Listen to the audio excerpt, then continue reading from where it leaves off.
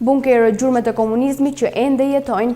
U ndërtuan gjatë regjimit monist të Enver Hoxhës për të shërbyer në luftë, por këto bunker nuk u përdorën asnjëherë për qëllim që u ndërtuan.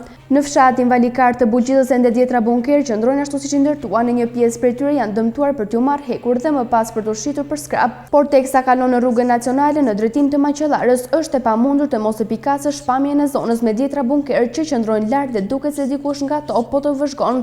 Më të shumë kanë mbetur bunkerët në fshatin Valikar që duken direkt nga rruga nacionale, ndërkohë sipas të dhënave mësohet se në vendin ton u ndërtuan rreth 170.000 bunker të mëdhenj të vegjël.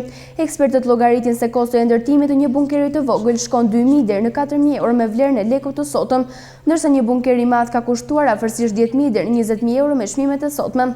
Në zonat e ndryshme të Shqipërisë bunkeret e mëdhenj që u ndërtuan për luftë, por nuk u përdorën kurrë për një gjë të tillë, por mbrohen nga banorët të cilët i kanë kthyer në hapësira akomoduese, por bunkerët e vegjël janë të papërdorshëm për një qëllim të tillë për shkak të hapësirës së pamjaftueshme.